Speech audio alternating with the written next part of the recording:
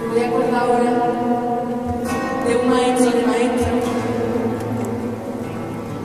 de Triana, como ese señor que me acompaña hoy,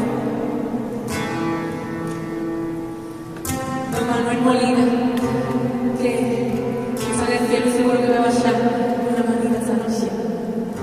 Eso, aunque es una canción muy conocida, yo creo que la mayoría de la gente no sabe o no se da cuenta que también es un rezo. Tenemos un rezo tan bonito que me encantaría dedicarlo a todos vosotros. Tengo aquí al párroco delante, así que quiero hacer una dedicatoria especial, porque además está vinculado porque es de la catedral y es de San Bartolomé de toda la vida. Muchas gracias a todos.